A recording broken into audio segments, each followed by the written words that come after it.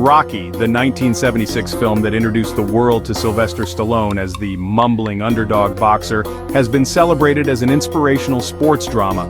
But let's be honest, it's really just a low-budget movie about a guy who can't figure out how to get up from a couch without knocking something over. So, let's lace up our gloves and punch through why Rocky might just be the most overrated montage of grunts and sweat ever put to film. The plot of Rocky is as straightforward as a left hook to the jaw.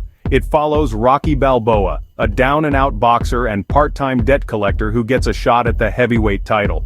The storyline is essentially a series of training montages, awkward dates, and incoherent mumbling. His training involves chasing chickens and punching frozen meat. By the time the big fight rolls around, you're more curious about how he hasn't caught salmonella from all that raw meat. Sylvester Stallone's Rocky Balboa is the quintessential underdog, but his performance is as wooden as the planks in his rundown apartment. His character arc goes from dim-witted lug to dim-witted lug with slightly more self-esteem. Talia Shire's Adrian is the shy pet store clerk who inexplicably falls for Rocky.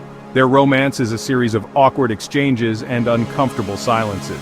Burgess Meredith's Mickey, the grizzled trainer, thinks yelling at Rocky is a substitute for actual coaching.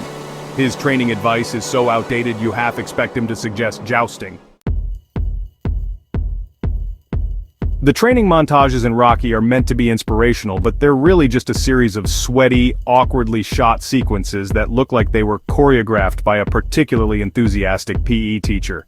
Watching Rocky jog through the streets of Philadelphia in his gray sweatsuit is less motivational and more reminiscent of a guy who forgot he left his car parked in a tow-away zone. Rocky's iconic run up the steps of the Philadelphia Museum of Art is supposed to symbolize his journey to greatness, but it's really just an extended cardio session that ends with him celebrating like he's won the lottery. His exercise routine of punching meat in a freezer is both bizarre and unsanitary, making you question if he's training for a fight or auditioning for a job at a particularly aggressive butcher shop. The dialogue in Rocky is so mumbled and garbled it feels like the characters are speaking through mashed potatoes. Stallone's lines are delivered with such a thick accent and slurred speech that you need subtitles to understand him. His motivational speeches sound like they were lifted from a fortune cookie. Inspiring, but it makes you wonder if he's talking about boxing or dodgeball. The film's attempts at humor fall flat, with jokes that are more awkward than amusing. The boxing scenes in Rocky are less about thrilling action and more about watching two guys hug each other with intermittent punching. The choreography is so slow and clumsy that it looks like the actors were instructed to move as if they were underwater. Rocky, and Apollo's final fight, is supposed to be a climactic showdown, but it feels more like a game of, let's see who can stand still the longest while getting punched. The final match is a drawn-out slugfest where Rocky's strategy seems to be get hit a lot and hope the other guy gets tired. Apollo's flashy moves and taunting are supposed to build tension, but they're really just an excuse for the audience to take a bathroom break without missing anything important. The fight's outcome is less about skill, and more about who can stay awake through the longest boxing match ever committed to film.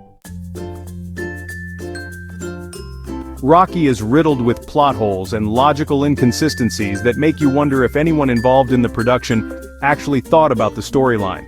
How does a nobody like Rocky get a shot at the heavyweight title without any real experience or qualifications?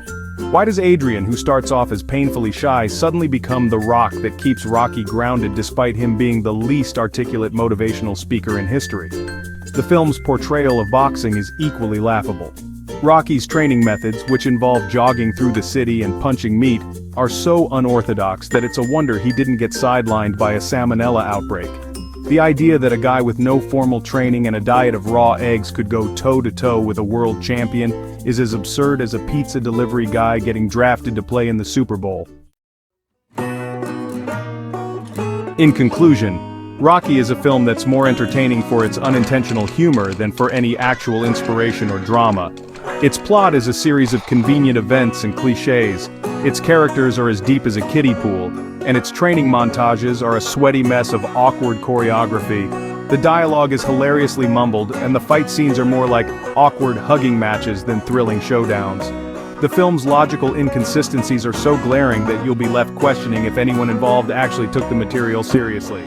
So, if you're in the mood for a good laugh at a movie that takes itself way too seriously, Grab some popcorn and settle in for Rocky. Just don't be surprised if you find yourself more entertained by the absurdity of it all than by any actual inspiration or excitement. Thanks for watching. Make sure to like, share, and subscribe. Quirky Critic signing out.